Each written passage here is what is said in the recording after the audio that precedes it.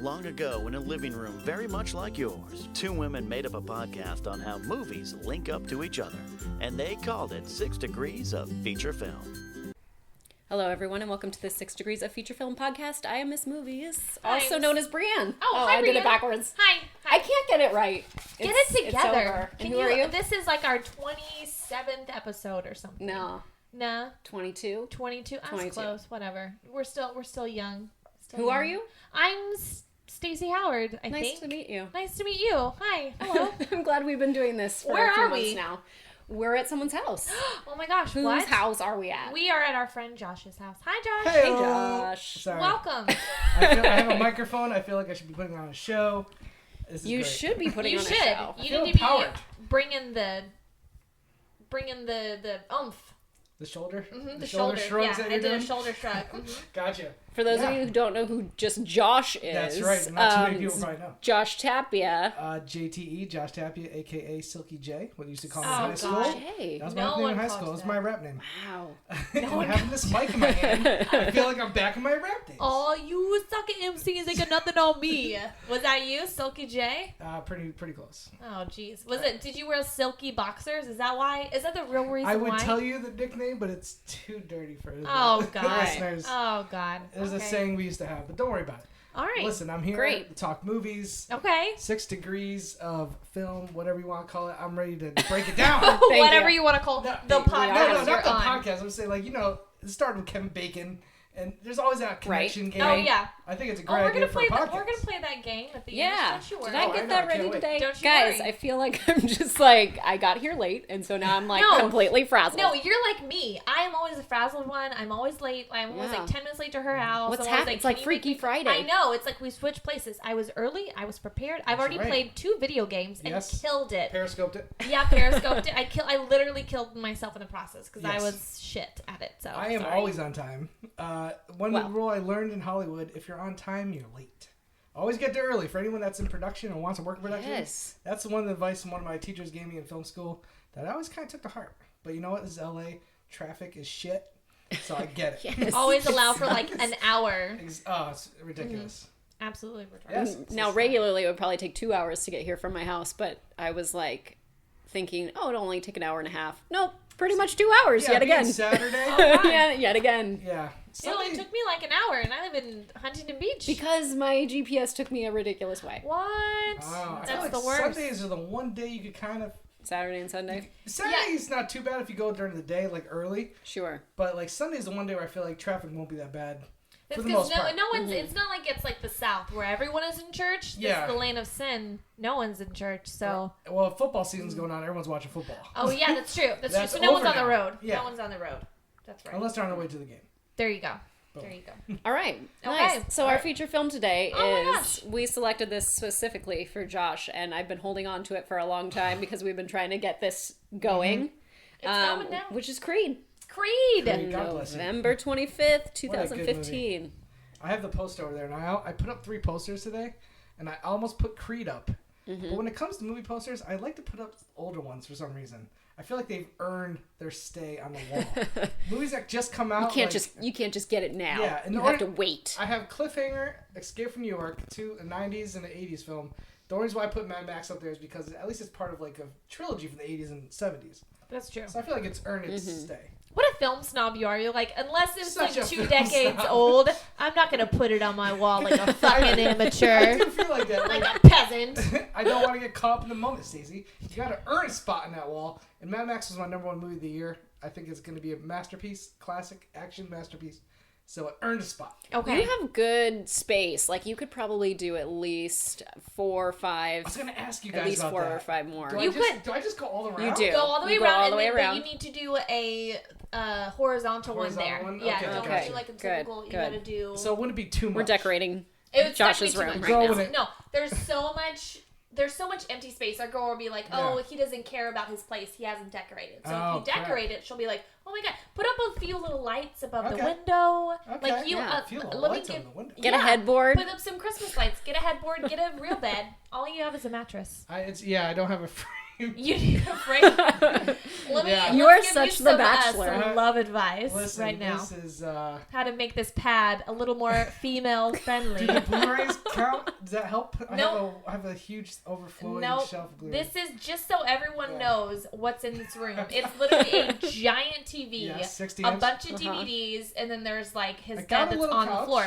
You have a couch. Yes. You do That's have nice. a couch. It's a little. It's nice. It's okay. You know where I got it from? Where? Finstock. Oh, ew! Oh. I sat on that couch. God damn it! I had it. Don't worry. I had it taken care of. Okay. Cleaned Okay. it up.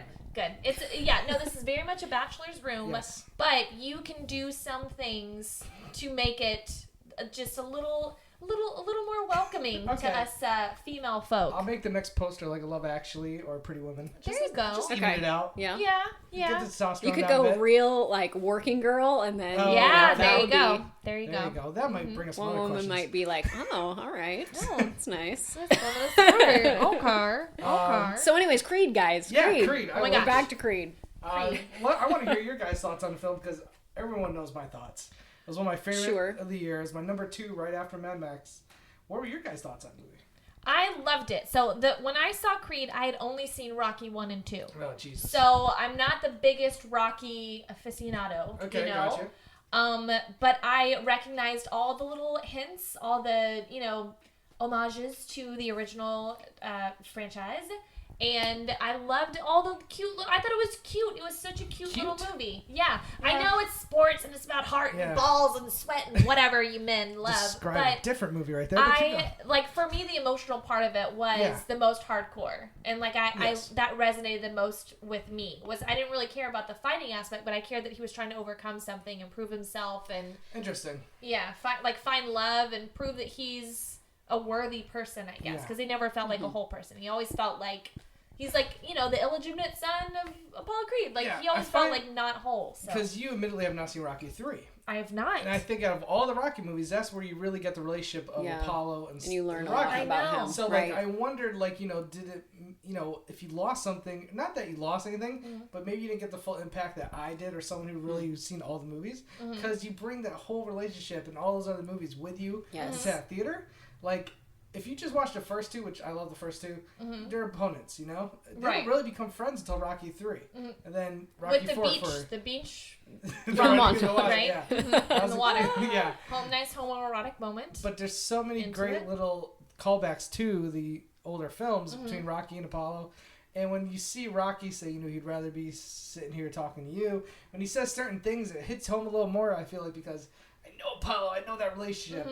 And, he says, when Mickey died, my father, Apollo came to you and basically brought you back into the ring and trained you. And it hits me so much harder. So I'm glad to hear it still worked for you. It still did, because the movie was about their relationship. True. So even though I didn't have the background of why... why Adonis was important to Rocky, I still knew that he just wanted to nurture this young man because he saw a lot of himself and a lot of his friend Apollo in it. So I didn't really need that part of it. It'll probably make it more, captivating or emotionally resonant. I'm curious to hear what you think once you go back and rewatch 3. I will. I'll tell you. And you've seen 4. We'll talk about that. Oh, I have a lot to say about 4. Miss Movie. So, have you seen all the Rocky movies before this? Okay, so I actually feel like I'm the luckiest person in this room because I had never seen the entire series. I'd seen Balboa and parts of 4. Okay. And then decided, Devin Faraci tweeted, if you haven't seen the Rocky series, you're not a true film fan. And I was like, oh, crap. I need to see the entire series. And it was on Netflix. Mm-hmm. I didn't know, I didn't have Netflix at the time. Okay. I called up all, I texted, I should say, all... Yeah. I have I'm on a text thread of all these gentlemen in my neighborhood that have kids. So I'm like, anyone got Rocky? None of them had Rocky. So I was you guys all suck. and then I'm like, all right, I got to figure this out. And so I was like, I'm just getting Netflix. So I got Netflix and I watched the entire series and I only had 2 weeks until Creed came out. So I was like, yes, I'm so ready for this. You were powering through. I started at 1. I went in order. You went in order. Nice. So there we go. I think I remember you tweeting about this now. Yes. Because you killed it in about a week, if I remember correctly. I did. Yeah, I do remember those tweets now. I was like, oh, she's going through them. I just wasn't sure if it was your first time or if you were just going through them. It's like you were powering through it like you were chugging eggs or something. Just gotta get through it. So when you watched the movie Creed, did you feel like that helped enhance your so then when I also yes, absolutely, because I was way in the zone, like I'm so ready for the next one. Because where I left off, I didn't go back and rewatch Balboa. I left off at 5, and which is such a low point, and I'm like, I'm ready for something good. This looks really good. I went by myself to the theater on like a Friday. I was the only woman in the theater. I was like, this is a little bit scary. I was like, but then I was like, all right. I felt like some sort of kinship with all the people there. Yeah. There was like a handful of us. There was really not that many people. Did your theater cheer and like clap? My theater. First of all, you went on like the premiere, not counting the premiere. I went to the premiere. Amazing, one of the greatest days of my life. But when I actually went and saw it with a theater.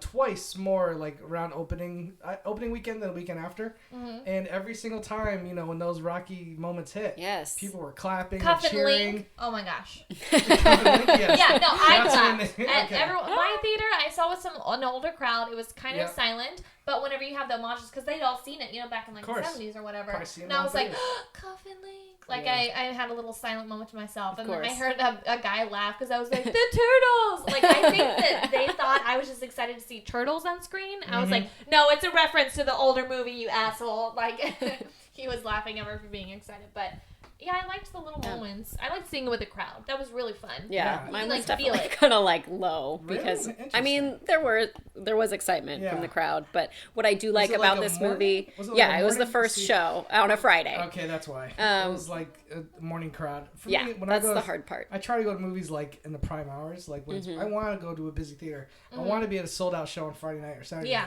right. So you feel that energy. The whole audience. That is there the best when it's like a really good crowd. Yeah, exactly. When I saw Straight Outta Compton. Like, shit! I felt like I was at a concert. That was awesome. It was Glendale Grove. I like the Grove. Yeah. Or the Americana. Yeah, the Americana. That's it.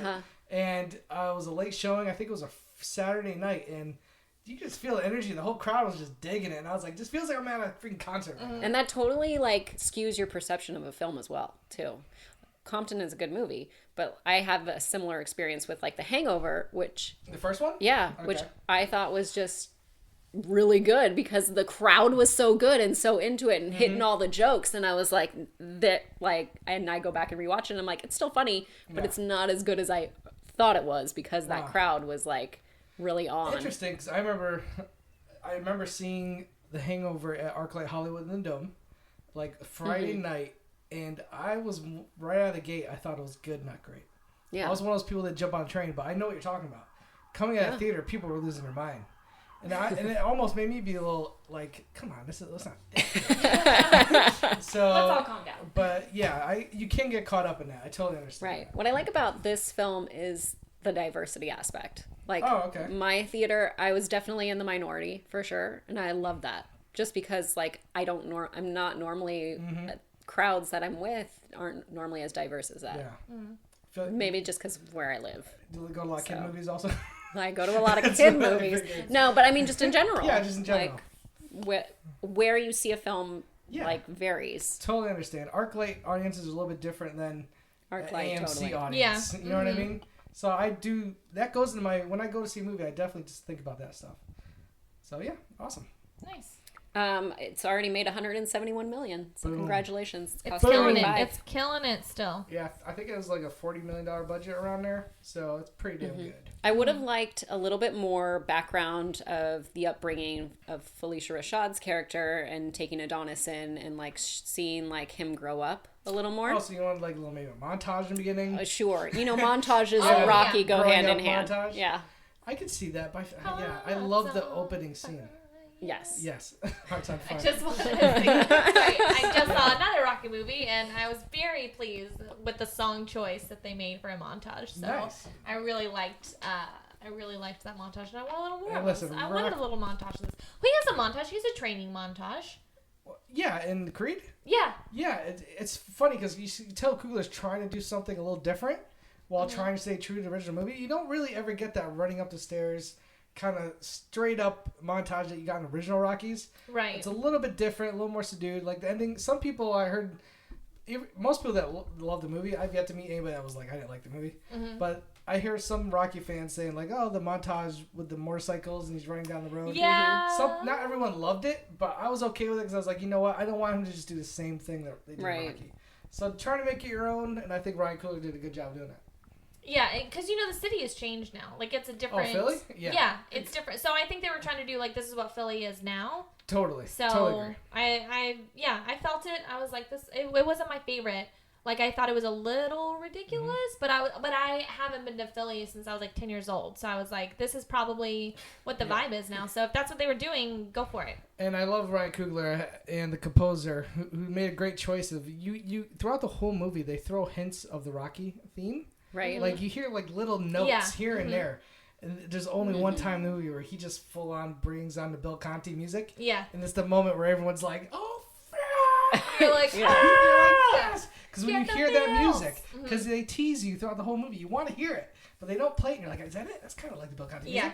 I hear a little bit there. And so when they finally do play it, and that moment in the ring, like, bum, bum, bum, bum, bum, bum, bum, bum, you're just like, oh, yeah! It's on like Donkey Kong! Yeah. When is this coming out on to home video? March. Home video. I love how I say that. Oh, nice. Soon. Yeah. Probably when this episode airs or even before. Yeah, that's right. I think it's March 1st, 2nd, or 3rd. We gotta release it the day that the DVD comes out. That way we can get on that Twitter trend. Yeah, that's right. Look, guys, check out this podcast. I'm gonna tell you right now because March 1st, yeah. Okay. You put that in your calendar? No, I just checked. You just looked at your calendar and you were like, it's in there. You put a note in there. I did not put a note. Blu-rays come out every Tuesday. Yeah, All the new Blu-rays come out every Tuesday. So I knew it was the first Blu-ray of March, and March 1st. We need like a show that like comes out on Tuesdays that are like, this is what's coming out. Right I know. now. I thought about doing that. Like I just started doing JTE movie news. Right. I do with Ace every Thursday night. We release it Friday, and then I do JTE movie things. I release usually on Tuesday. I was like, man, I should maybe move and just do like a 15-minute Blu-ray thing, but I just don't want to do it by myself. I totally understand. Ken's so good. Ken Napzok is so good at like doing these podcasts by himself. And he's incredible. It's amazing. He has that just deep Ken voice you just love listening to. I know. And he just talks and you're like, Smoky Studio City. Or whatever he says. Steamy. Yeah, Steamy Studio City. I am not that skilled where I could sit in a room with a mic by myself. It would it would turn ugly.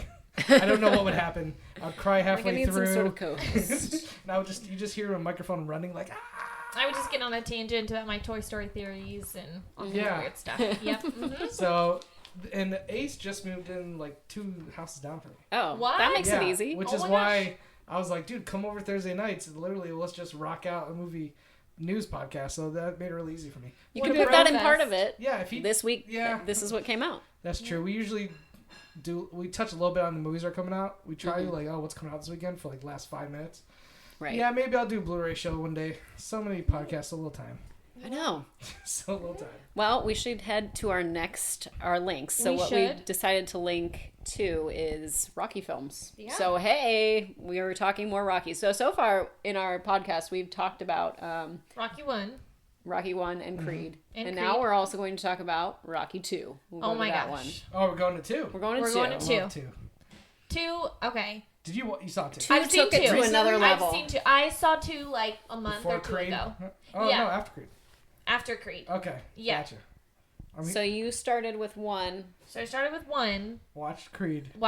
And then I watched 2. Skipped 3, went to 4. Skipped 3, went to 4. I've been all over the Haven't place. seen 5 or Balboa. Haven't seen 5 or Balboa. Interesting. Is Rocky 5? What's Rocky 5 about? Terrible. What's Rocky 5? Is it good? No. It's not good, but there's moments of it I can't help What's it about? It's worth seeing.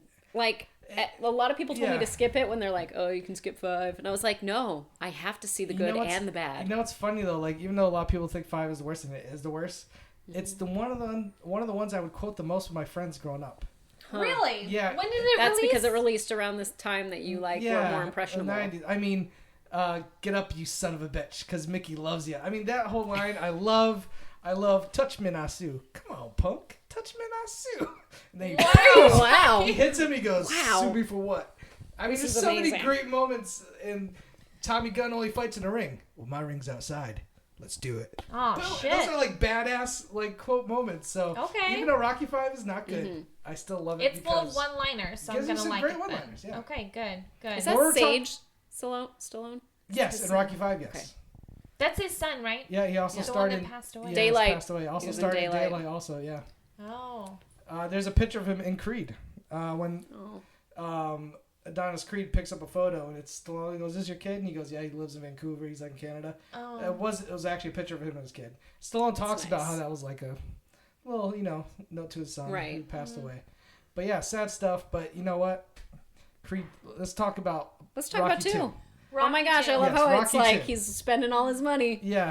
He's just like, he's not smart. He only made like $30,000. He's like buying a house, buying a car. Buying a car, that's a car right there. It's $30,000. Yeah, okay? He bought a house, he bought a what? Like, he can't. The whole time I'm like, no, don't do it. Don't do it. And then Stop you it, can Rocky. see her and she's like, oh. Let's talk about the moment when he sold his car to Polly, I guess, and then he was like, "You want the car? Take it." And he hands him the keys. That's not how you sell a car. Okay, well, you gotta like.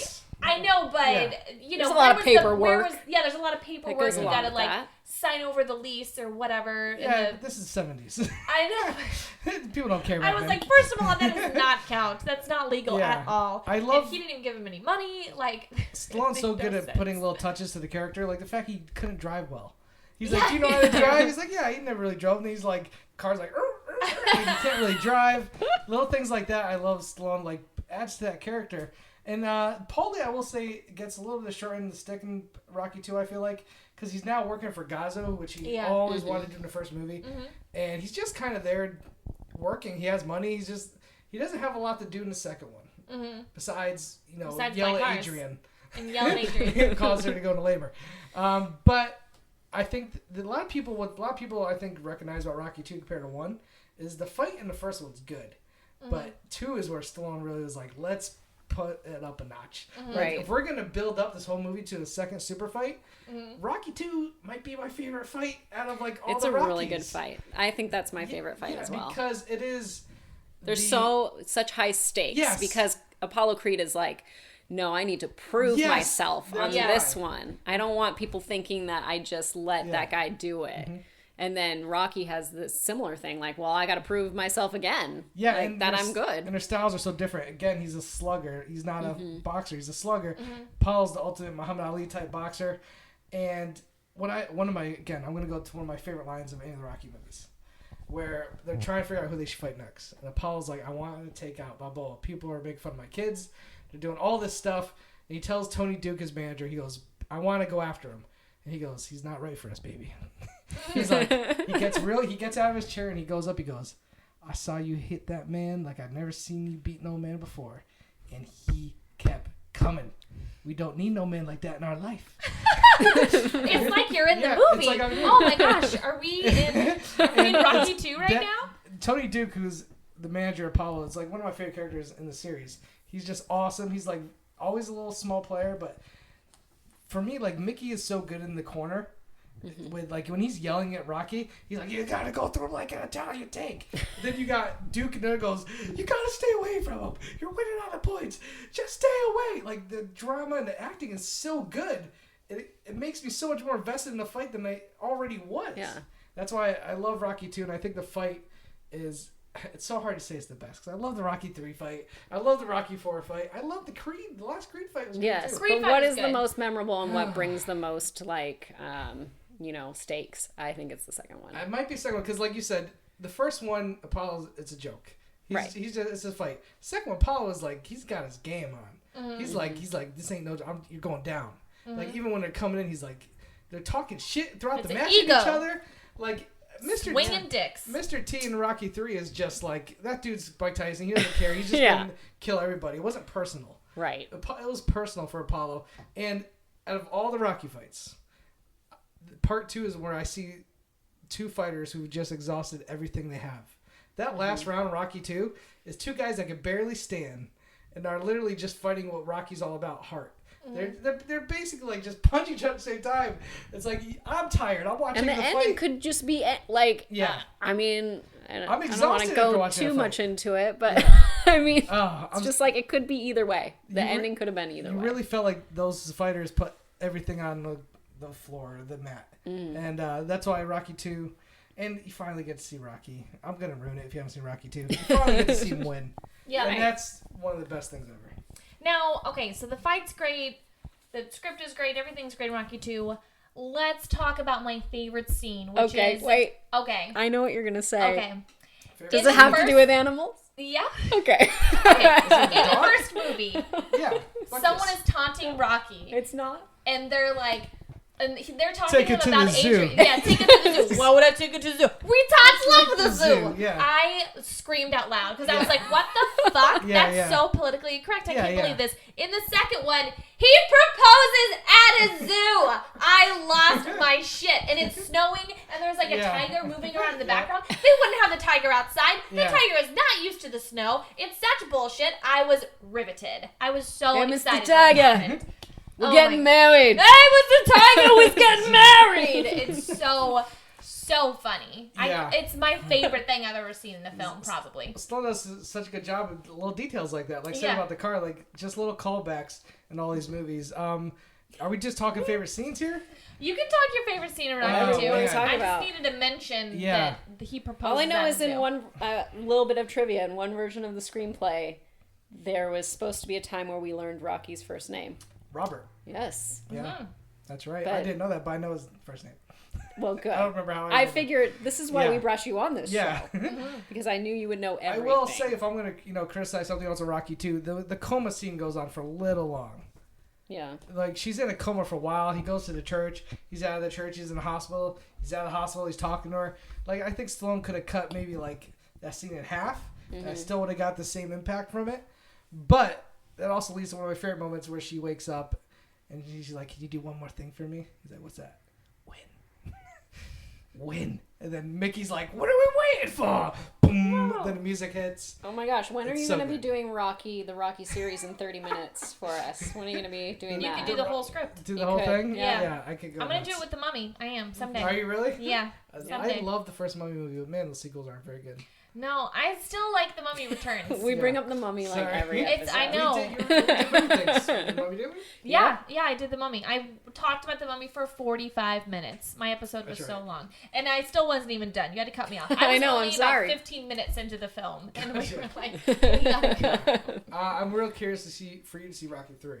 Okay. Yes. Now, I mean, I always live tweet my movies. I have to admit, not to toot my own horn, but my live tweeting of Rocky 4 last night was on point. I was reading some of them. I felt like there should have been more. I feel like that way. No, I had a ton. It was mainly about the robot. It was mainly about the robot. Yes, that's where I was like, we're concentrating on the robot. I couldn't get over it. Wait, let's just get into Rocky 4, guys. That's our other one. That's our next one. Rocky 4. Here it is. Okay. 1985, November 27th. No, keep going. Sorry. I just wanted to let people know. Mm-hmm. Okay. What was happening? Now, okay. This is the montage of all Rockies. I know this movie's not set in the future. No, I know it's not. I know it's not. But they have this futuristic robot who can like talk. It's like a sentient being. It has feelings. No, this is something from one of those like Polly. Robots were big in the 80s. Do you not see Revenge of the Nerds? They had a robot. Straight up like it's like what's it? Happy birthday, Polly. Happy birthday, Polly. No, and then she turns female. Yeah, she turns female in the middle of the movie, and then she has like this is like a robot you get from like Spencer's Gifts or something. No, but it's ridiculous. It's like 85. I was like, are we George Jetson? He changes like, it to a girl. He's like, Paulie, who talk like that? She loves me.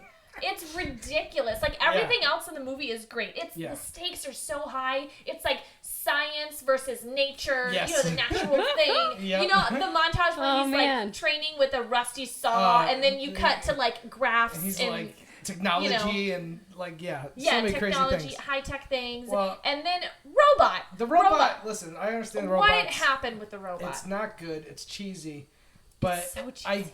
I bring it. It was the 80s. I give you the 80s pass. Well, one thing I will say I did not like about Rocky 4, and going back every time I rewatch it, it really bothers me. Is the kid actor for Rocky's son is annoyingly bad. Like, his lines are being read off like he's screaming. It's so... Thank God he's barely in the movie. That's all I can say. Like, the kid in Rocky 3 was a pretty good little kid actor. And that's like, they just, like, didn't give a shit. Like, just grab some random kid and make him yell his lines. And I was like, oh, man, the kid in Rocky 4 is so bad. I think that's why he brought his son in the fifth one, because... By the way, when they cut to the kids on Christmas watching everything, that's fun. The robot is behind them dressed as Santa. Yeah. He has a Santa... I'm sorry, you do need to dress things up. Yeah. I know, but it's a female robot now. But she has a beard. Like, a lot of shit is happening. I'm glad that's your takeaway from this film. I mean, the robot is the unsung hero of this. And then when they're doing the hearts, I want a montage of Polly and the robot with Hearts on Fire playing in the background. What are they doing during the montage? They're, like, dancing around. Okay. You know, they're doing all the things they do in the movie. Ice skating. Which is super cut. They're ice skating. Oh, that'd be beautiful. So it's a super cut of just Polly and the robot together, but Hearts on Fire is playing. I did like how the robot had his own, like, beatbox. Like, he could play music as it was coming in that room. It was like, da-da-da. Like, I was like, oh, well, at least he's got some functions. Like, he's a walking This is such a minor part of the film, but no, so it's impactful. the most important part of the film. I could not believe it. If you were saying, give me, like, 5 movies, put it in a box that represent the 80s, I would put Rocky 4 in that box. It feels like it was produced by MTV. It is music video after music video after music video. Just montage. But guess what? I love every single one of those montages. Well, I love every single one of them. The working out montage is my favorite. It's Dolph. That's his name, right? Dolph Lundgren. Hearts on Fire? Yeah. It's literally science versus nature. He's like climbing the hill. There's a rusty saw. He's like throwing stones. Yeah. Like, it's so, everything's old school. It's Rocky. You know, he doesn't like all that high-tech shit. True. And then the Russian is like, I mean, it's like steroid needles, close up, everything. Guys, Brigitte Nielsen is in this. She is banging. Stallone's wife at the time. Yeah. Okay, so did they meet on the set and then they got married? Or no, they believe married they were and then before. he was like, she'll be in the and then she'll be in the movie. Flavor Flav relationship. It wasn't a long marriage. That's all I can think of. One thing I will say is, like, I do these montages at the end of the year for Schmoes where I take the best movies of the year and I put them to music. I love doing that. I've been doing it for the last couple of years. You were really good at it. Yeah. Yes. It always pumps me up. I'm like, you know why I'm so good at it? Because when I was a child, I watched Rocky 4, and there's a scene where he goes in his car and he's playing No Easy Way Out, and they start montaging all the previous films. Oh, yeah. Including Rocky 4. And I used to just rewind and rewatch that little montage because it wasn't like the other montages where it's him training. It was literally what I do every year with the movie montages. It was a movie montage of the series within the montage. And I'm like, this is awesome. Like, it's so meta. It bring all these emotions from the past films into this film. Right. And it is a little bit of a crutch because they're using the past films, but who cares? They do it so well, and I love that song, No Easy Way Out by Roger Tepper. Can you sing some for us? No easy. God, I forgot how it went. I have Hearts on Fire stuck in my head. Out, no shortcut home. No easy way out. Oh, Thank you. Thank you. That was wonderful. That was a nice little whisper. But because I can't hit the high notes. So instead of going high, you go low, really low, like whisper low. But I'm trying to remember. Like, Rocky 4 as a kid is the one I rewatched the most. It is just the most entertaining popcorn film. Maybe I would argue 4 and 3 are that. Although 4 is just, like you said, it's 90% montage. Yeah. And it's so montage is so easy to watch. And that last fight. And I will say one thing Creed did really well, which I really brought me back to, I would say Rocky 4 probably more than any of the Rocky movies. The walk to the ring gets you even more pumped up for these matches. The Creed, he did it really well. Like, when Ricky Pretty Boy Conley comes up, it's like all dark. All of a sudden, the guy hits the flame, slow motion. The music's playing, and you just feel like the freaking Terminator's coming down there. When Ivan Drago, like this beam of light is coming from behind him, you just see an outline. The little poster is slowly coming up, and he's like a Ken doll Russian god. And then it's like Toros goes. Drago just looks over, like smears at Rocky, and the lighting is right across Rocky's eyes only. Oh, the lighting is great. Because Dolph's is like the lighting is from above, so he has shadows, but Rocky's the lighting is right on the eyes, so it's like they want to show his vulnerability. It's great filmmaking right there. I remember when I was in film school, my teacher, we were taking a class on lighting. He asked every single student to bring in a sample of film where they love the lighting. I brought in I brought in Rocky IV. What did everyone say? And he was just like, "Yeah, this is great." I just remember watching. I would bring in Addams Family, just for her to Oh yeah, okay, for her eyes. Yeah, I mean, listen. Should I have brought Blade Runner or something like Alien? Probably, but I want to bring Rocky IV. Bring what you want. Bring what you love. I mean, the guys are just like, they're all baby oiled up, so they're shining from like every little gleam of light. They are shinier than The Rock in a fucking Fast and Furious movie. Seriously. They are so oiled up. And Brigitte Nielsen is, I know, she's my girl. Like, I love her. I still love her. I know she's an alcoholic that falls asleep in parks, if you haven't seen her recently. But I don't really care. But I think she's beautiful, and she's like she should be more Cable. Intimidating than. And also, no, I don't know what Cable is. Deadpool. Oh yeah. Okay.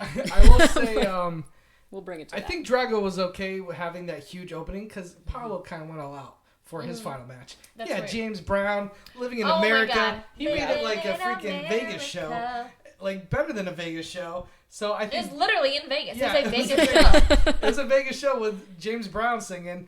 I mean, I think Drago was like, "Oh, look what I could do!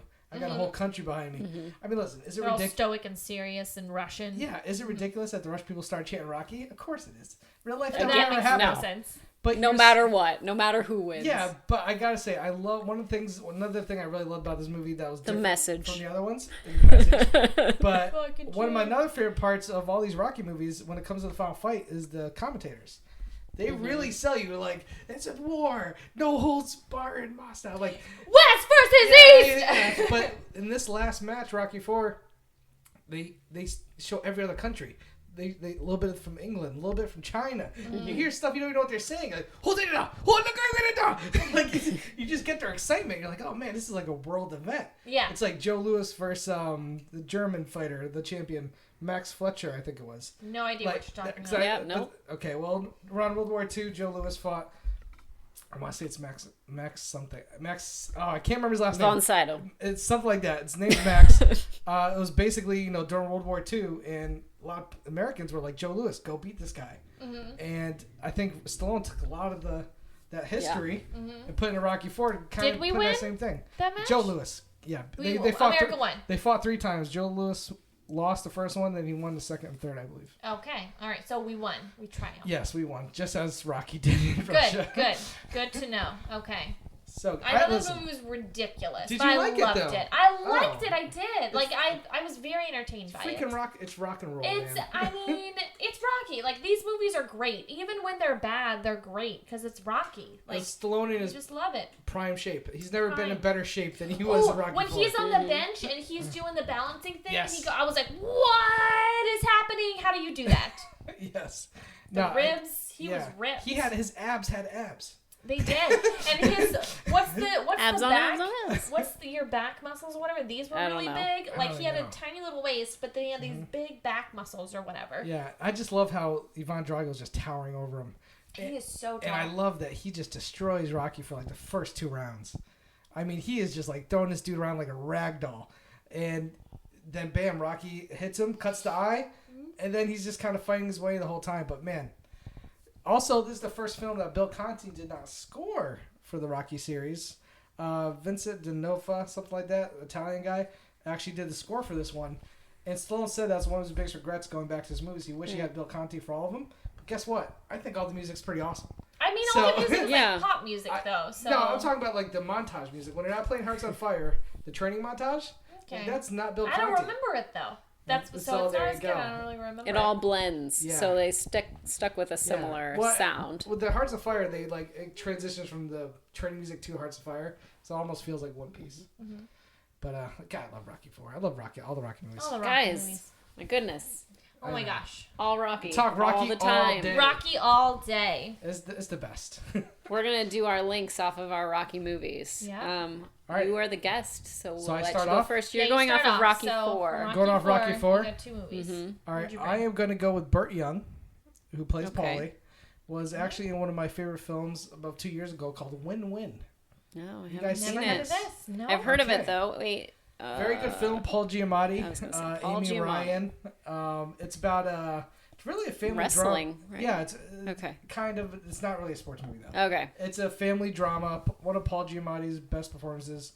It's directed by Tom McCarthy, the guy who did Spotlight this year. Mm-hmm. I didn't realize that until recently because I went back and watched Win Win. I was like, oh, the same guy did Spotlight. Mm-hmm. You can catch it on HBO. It was just on HBO a couple days ago, actually. Oh, okay. All right. But I own the Blu-ray. It was my number 2 or 3 film of the year it came out, which I think was 2 years ago.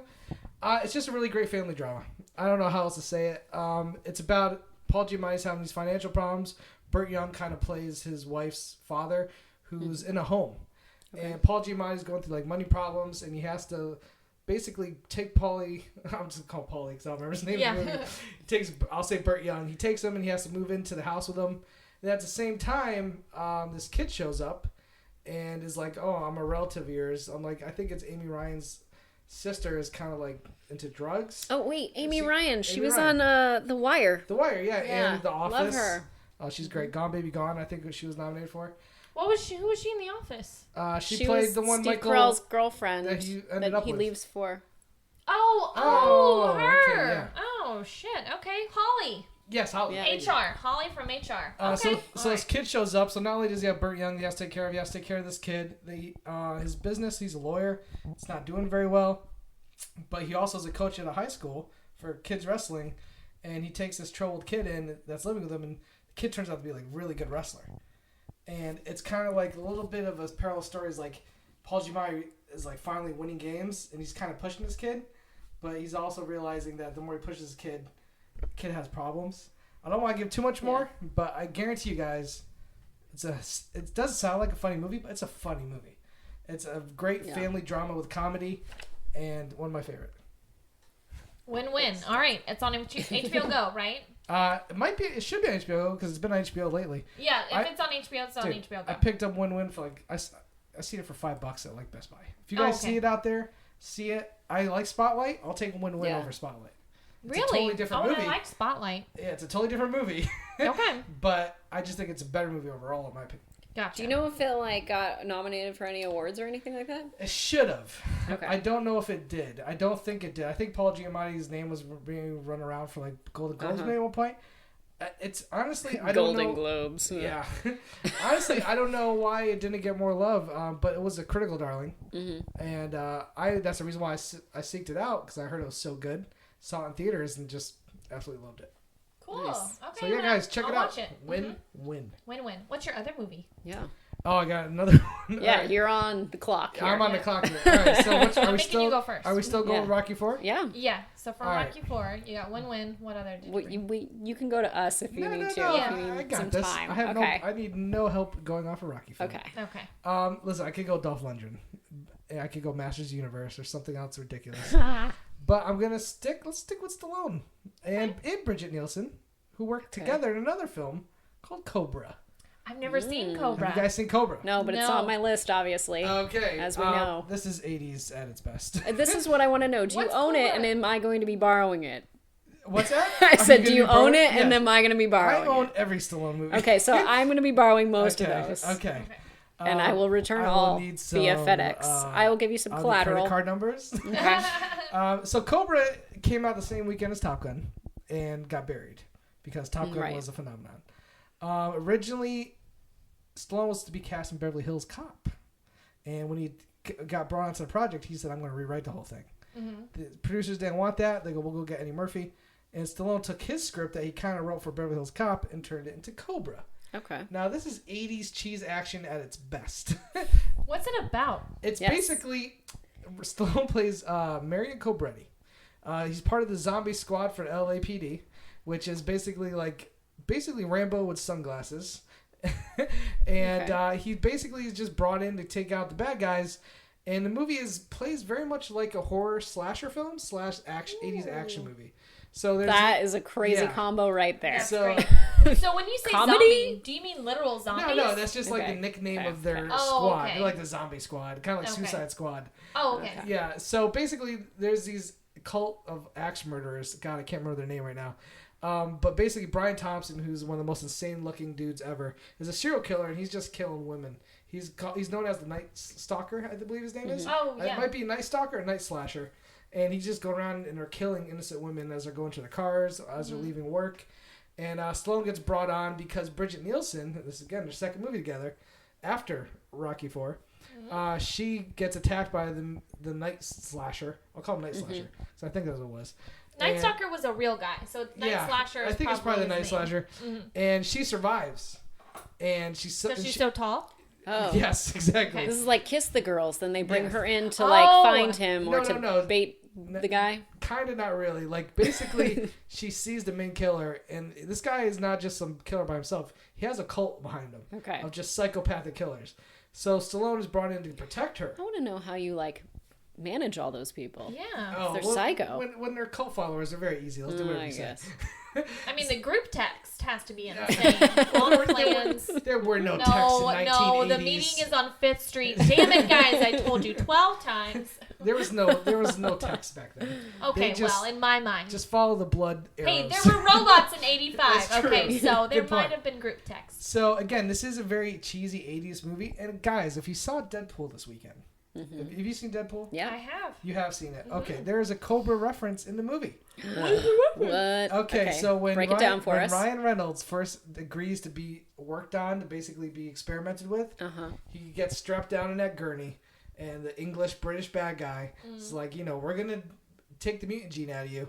And as he's walking away, Gina Carano comes over. And she has a match in her mouth. It's the match. Yes, he has a match, and he goes, and Ryan Reynolds' dialogue in the movie goes, "What's with the match? Big Stallone fan?" Right. Because Cobra... And that went over my head because I didn't know it. Yeah, because he had no idea. Cobra... In the movie Cobra, instead of a toothpick, always has a match in his mouth. Why does he use matches? Just to be cool? Because you're an 80s action hero. You never know when there's a gas can nearby, and you might just mean... Oh, my God. What are you even going to strike that on? On is your my question. scruffy little chin. On his 5 o'clock shadow. No one had a better 5 o'clock shadow than They did that. That just seems ridiculous. Did the mummy get that from Cobra? Baby. Oh, shit. What Guys, did it come from Cobra we need to season? do like a Mythbusters where we find out if you could really light a match off of your stubble. Speaking of that, in Deadpool, remember he steals it from her? Yes. He uses his finger to... Yeah, which I'm Mythbusters, guys. Mythbusters. Well, he is special at that point, though. So maybe he could do something crazy. Skin, so it probably feels just like a little matchbox. I don't know. So when you guys go back and watch Deadpool for the second or third time... Thank you for explaining that. When he goes, "Are you just a Stallone fan?" It's because she has a toothpick that's actually a matchstick in her mouth. Okay. From Cobra! Woo! Woo! Stallone he's everywhere. He is everywhere. Cobra, again, very cheesy 80s action movie, but it's so over the top that it's fun. Over the top. The top. Oh, God. That's another movie. That is another one. We'll be talking about that soon. Yes, we will. So yeah, that's my 2. Cobra, great 80s cheese fest of action movie. Stallone is just in pure cool mode. And win-win. Great dramatic. Nice. Both on very far sides of the spectrum. But they both connect to Rocky IV. Okay, I made a triple connection, by the way. That was great. Yes, because Bridget Nielsen. Mm-hmm. There you go. Good job. I win in the podcast, right? Yeah, you win. Okay. You definitely win. You win the water that you're drinking right now. Good job. Okay, so we have Rocky 2. So from there, we are going to do movies with a zoo scene in them. Yeah, zoo scenes. Of the zoo scene. Oh. So you want to go first? You can go first. I'll go first? Yeah. Okay, so everyone knows what a big fucking nerd I am. We know. And I love me some Harry Potter. So Harry Potter, the first one, Harry Potter and the Sorcerer's Stone, has a scene where they are in the zoo. It's with him and his cousin Dudley. And... it's where he's talking to the snake, and the snake eventually gets free and everything. Right. It's a short scene, and that's the first time. Scene. It's the first time where he realizes, like, that he can do that. I'm magic. I can do weird, strange things. If people hurt me, I can hurt them back. So, interesting. Yeah, it's a short little scene. But it's the first Harry Potter movie. It came out when I was 11 years old. So I was like, oh my God, I want to go to Hogwarts. I want to be a witch. I want to be in this world, and a wizard. I want to be a wizard. A wizarder? Well, a wizard is a male, and a witch is a female. Wizardess. Why not? And I just fell in love with it because I loved the book series first, and we read it in school, and I got sorted into Ravenclaw. My teacher played the Sorting Hat, so I'm Ravenclaw for life. Cute. Yes, I have an account on Pottermore, and yes, I took the actual 2-hour-long test where it's like a personality thing. I'm still Ravenclaw to this day. Always for life. It made $974 million worldwide. It made almost $1 billion. And it has every British actor ever in it. And it's the first Harry Potter film. We don't even need to Interesting. It's the best one, in my opinion. Well, no, I mean... Prisoner of Azkaban is the best one. Yeah. Let me rephrase. It is the best first of a franchise that I didn't see coming. You know what I'm saying? I read the book, and I didn't realize how great it would be. You're saying it's when I saw it on... It's the best first movie or franchise that they didn't see coming? Is that what you said? Yeah. They didn't know confusing? I didn't know it was going to be as good as it was. Or they didn't know it was going to be a franchise.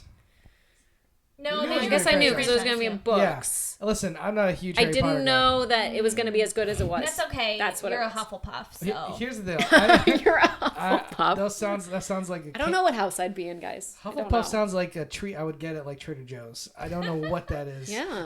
So there's let me Pirates school you booties. for a second. There are 4 houses at Hogwarts. School for Witchcraft and Wizardry. I've seen every movie. Okay. Once in the theater. I've seen every single movie once in the theater.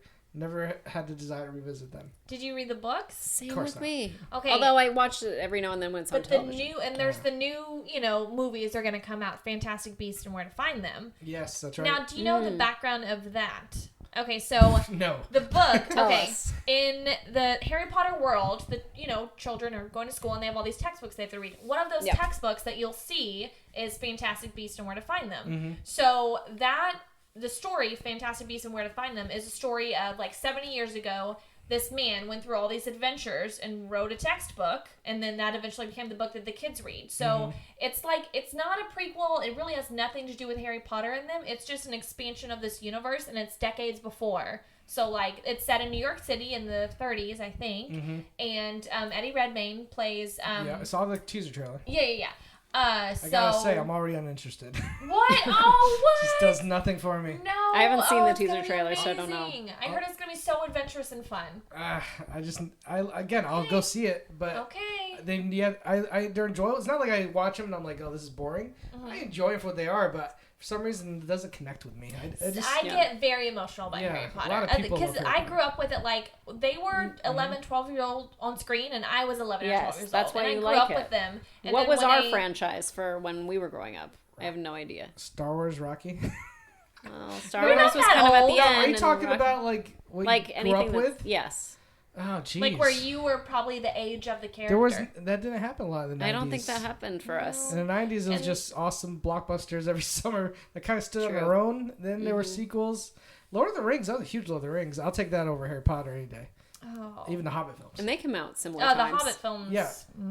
I get Lord of the Rings I love. Harry Potter is just, it's a special little place in my heart. I don't know why. I can't help but. Don't know why, I just never connected with me. I geek out over it. It's my fave. All right, what's your zoo movie? Okay, my zoo movie. I have 2, but we'll go ahead with. I hope you're thinking of the one. I'm sure if it starts with an A. Nope. Okay, then it's not it. So I chose Anchorman. Oh yes, the bear scene. Yeah, that's a great scene, and the panda watch. All right, it's one of my favorite moments in the. I hate Anchorman, but I love this part. Paul Blart, panda watch. Oh, so good.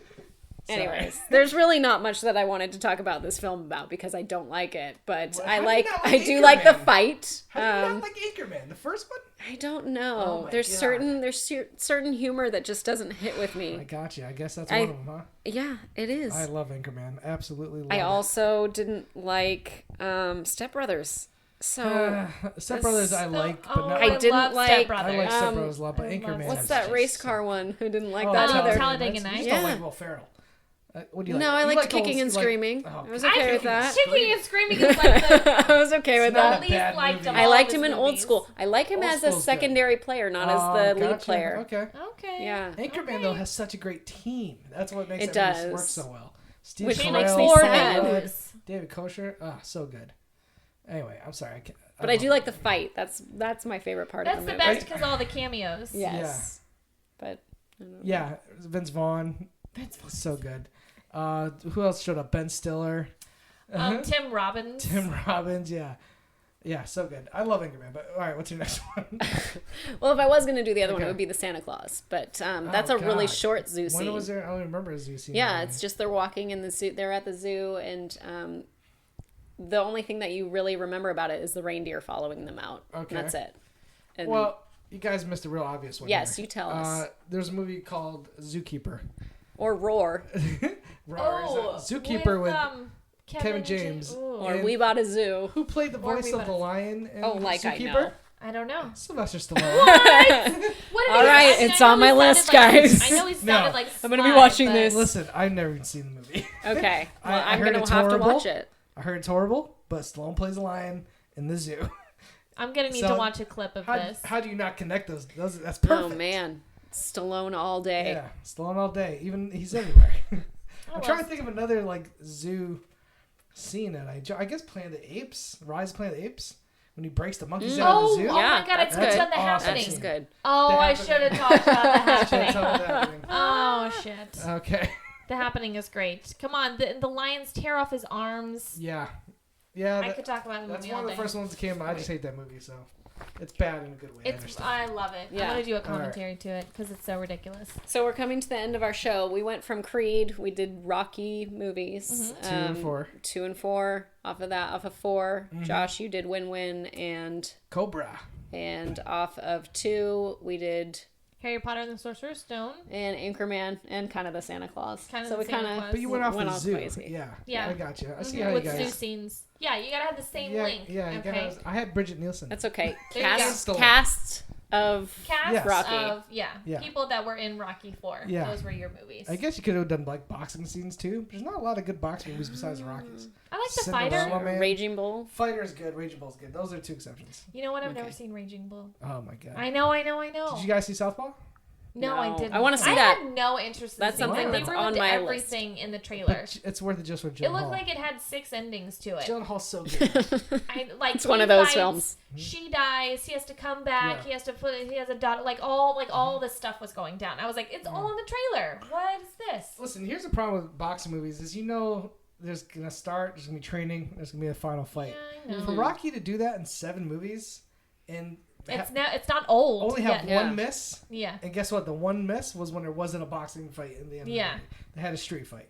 Oh. But I'm just saying that for him to do all those movies and all for them to be fantastic in different ways, that's just what achievement. That's really good. That's really great. What I'm saying? It is. It is really great. To this day, I love The Fighter. I love Raging Bull. There's no franchise that does boxing matches better than the Rocky series. Right. Hands down. Wait till you see 3. Okay. 3 has some amazing. I'm really excited for the Listen, beach are they scene. realistic? No, they're not realistic. But guess what? They're movies, and I love that they're just exaggerated. Every punch in Rocky 3 would kill somebody, but I don't care. Same thing with Rocky 4. It makes it so much more thematic and exciting. I go to movies see things I can't always see, and that's what those Rocky fights do. It's Mr. T, right? Yes. He's in the third and one. Hulk Hogan. His name is Clubber Lang. Clubber Lang. And now I said like Rocky 5 has some great quotes. Rocky 3 is just quote after quote. Oh, I'm going to love it. Mr. T is unbelievable. I'm going to love it. Where is Mr. T today? He's still teeing around. Is he? Yeah. He's usually at conventions. Yeah, he's still teeing around. Okay. One of my favorite lines of Rocky 3 is, Clubber, last time you destroyed blah, blah, like, what is your prediction for this fight? Pain. I think I have seen a vine of that or something. Yeah, so good. What a generational thing to say. I haven't seen that. I've seen a little vine of it, though. Oh, I hate myself. Okay, let's move on. All right, let's do movie link tweets. Yep. So I tweeted out, what's your favorite Rocky movie? Got a few back. Jamie Habit said Rocky and Creed. Paul. Okay. Cool Nerd said 3. Dave W., Jack Shipley, and Danny Jepson and Keith Cook all said 4. George McCann said Creed, and Frederick Edstrom and Kevin say Rocky. Interesting, Creed. I've heard some people say Creed is their favorite. And that's interesting. Like over Rocky? Yeah. Which is, I can't do that.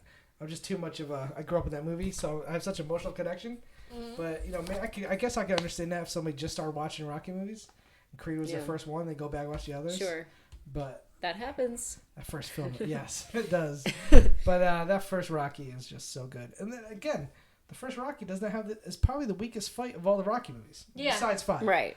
Especially like how they filmed it. It was about his fight to get to the I mean, fight. you see those first fights in the ring, the very first fights in Rocky, and you're like, they're not punching each other. Yeah. Like, I can tell that they are not. You gotta remember, the first Rocky was and I argued this with Scott Mantz, because he said it's the best because it's the most emotional, which I give him that. I'm just talking about technically. Like, the more entertaining. The Rocky 1 didn't have a big budget. It was $1 million film that was made for, nothing. They barely had enough film to finish the movie. They had certain scenes they could only do one take. Yeah, his scene with Adrian when he's talking. Yeah, talking about how nervous he is and stuff. He's like, I can't beat him. He's like, I just want to go the distance. So like Rocky 2, I feel like that's why that fight is so good. Because Stallone got a budget. He goes, we're going to go all out. Do the movie he wanted to do. We're going to do slow-mo. Yeah, slow-mo. Like, so much Going to get the tiger in the zoo. That tiger cost $30,000. What, in the zoo? Yeah. Oh. No, it didn't. I just made up that figure. I'm just saying. I think it was actually Stallone's tiger. He owns the tiger. He owned that tiger. He is Mike Tyson in real life. He owns a tiger. Pretty much. I just, I could talk about Stallone all day. In Rocky movies. He's legit. Nice. He's legit. I'm beginning to love him. I know you are too because you're watching all of his movies. I am.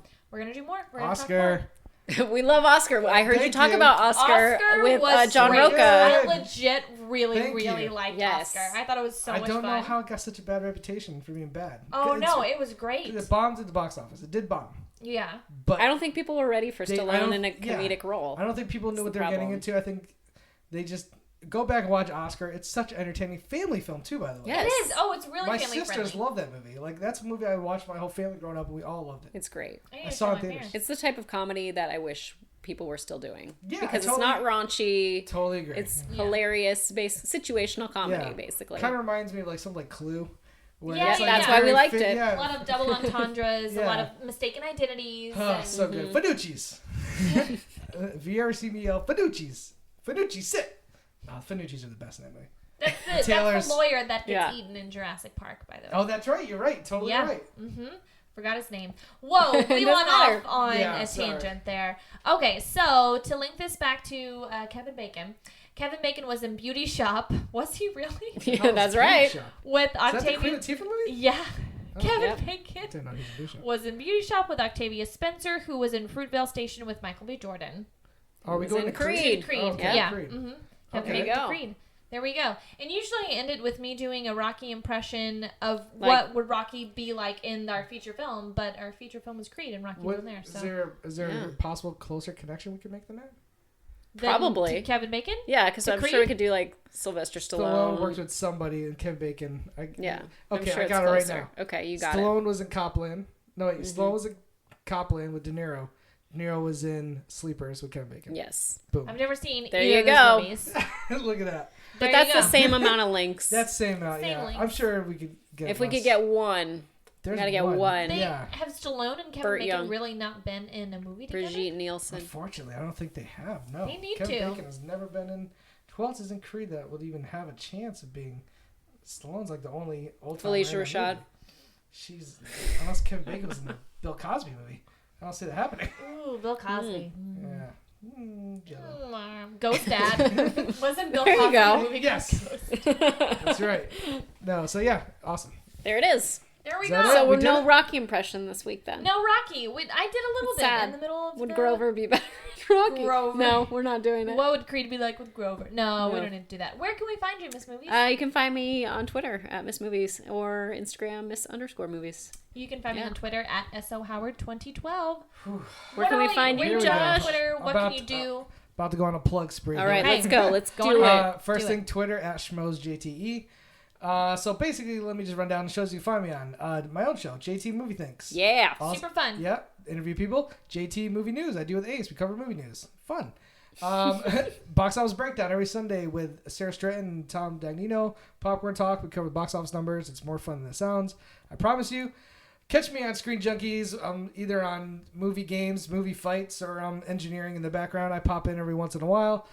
Also, you can catch me soon to be on Phase 6's Schmoes Know podcast. I'll be all over there, including a new show, the ultimate showdown, something I've been doing very good in.